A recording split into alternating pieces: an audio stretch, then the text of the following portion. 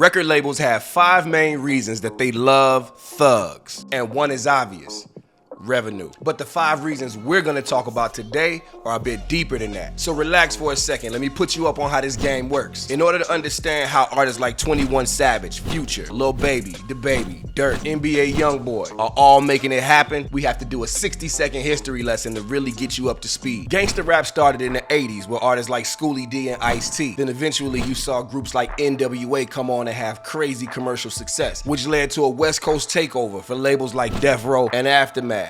You saw Dr. Dre own the 90s, but the one artist that really was transformational and arguably the greatest artist in the history of rap, Tupac. Now, you don't need a history lesson on Pac, but there is one story from Pac past that I'm sure you haven't connected to the success of gangsta rap today. We're gonna get to that in a second. Tupac, more than any other rapper that has ever come out, is still the blueprint for what looks like success in the rap game. His natural life became the official marketing plan of gangsta rap, and it still is 30 years later. And by the end of this video, I'ma prove it to you. Maybe I didn't need a whole 60 seconds. 40 was enough. Let's dig into how this works. So I told you there were 5 main reasons that labels really love signing thugs. Let's get into those reasons. Reason number 5.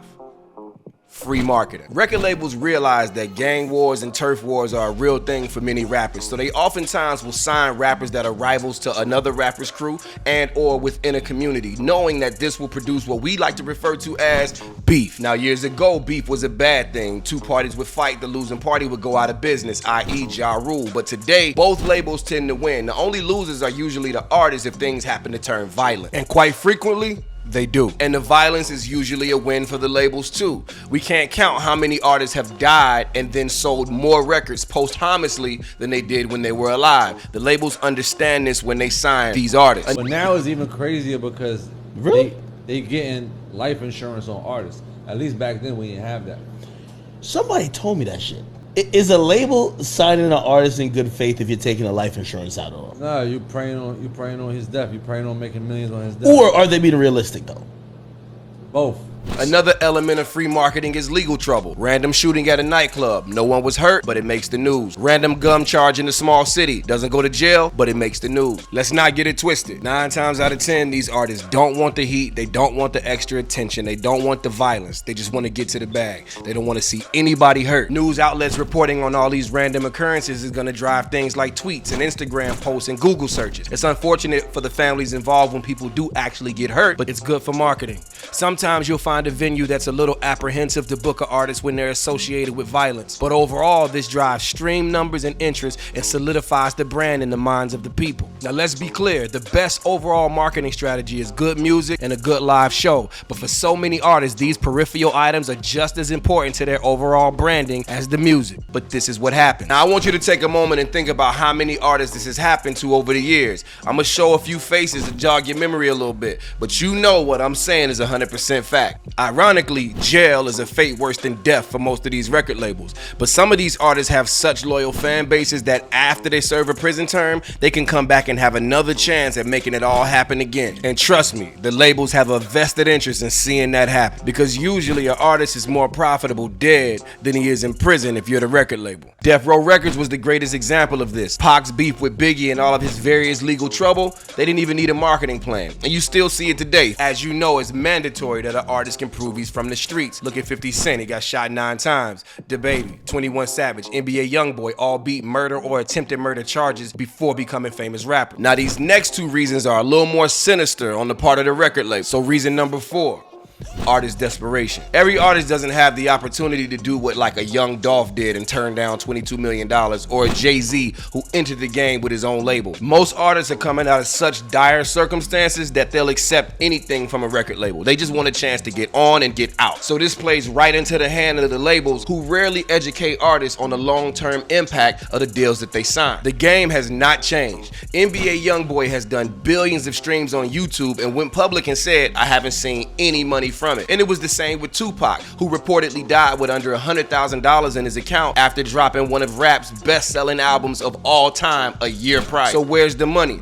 And I'm sure it's tempting for you to want to blame the label, but if we're honest, I blame the artist. Although I do understand when you're coming from nothing, you don't want to miss an opportunity to get out of that. However, you have every legal right to secure legal representation and protect yourself. That's not on the label. Reason number 3 that labels love thugs: Competitive advantage. Rap is a competitive sport and it's full contact. And if you're not ready for the game that's played on the field, you will get exposed. And getting exposed in the eyes of a record label means loss of investment. So if I sign someone that can't follow through with all the claims that they're making, I put that person at risk to cost me money. So I would rather sign somebody that's really from the context. So when they're challenged and tried by other artists and people in the streets, they can prove they are who they say they are, and that might lead to more record sales. It's a cold game. I told you there was a Pac story that was connected to the success of gangsta rap. Well, here it is. We all know the story, but I bet you never thought about its impact on the culture going forward. Back in 1993, Tupac had just done a performance on the West Coast, and two off-duty police officers were harassing somebody in the middle of the street. Pac went over to help. One of the cops brandished a gun. Pac shot both of them. From that, the news went crazy. And here's what you didn't know. Pac's previous album, Strictly For My Niggas, opened up with 38,000 records sold the first week. His next one, Me Against the World, after this incident, 220,000, and was double platinum by the end of that year. Even Strictly For My Niggas picked up in sales and went platinum by the end of the same year as well. It completely changed his career and rap music forever. Since that time, record labels have been pressed to find another artist with that same type of explosive potential. You can see a little bit of Pac in every artist today. The more brash and crass Pac came, the more records he sold, and the labels loved it. So we're still talking about point 3, competitive advantage. But there's a flip side to this too. It's not just for the artists who prove themselves. What about the artists who can't? When the artist can't deliver on the things that they say on track, it can cost the label a lot of money. And the greatest example of this in the history of music is what artist? I'll tell you at the end of the video. This leads me to point number 2, and arguably the most important.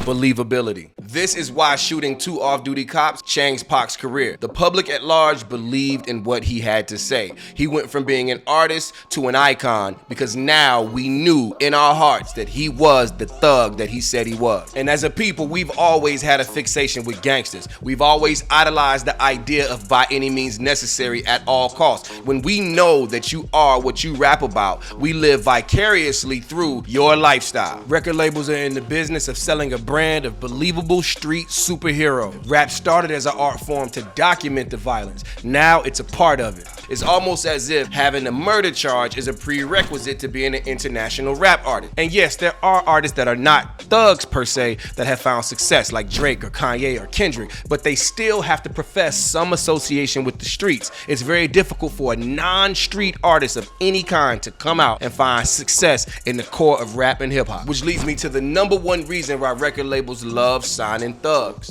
ROI, return on investment. In 2021, the international global sales hit 30 billion. 25% of that was rap and hip hop, and the number 1 genre within that was trap, drill, and street music. Furthermore, when you look at the top rap albums of all time ever sold, most of them street, all gangsters. So let's review the 5 reasons again.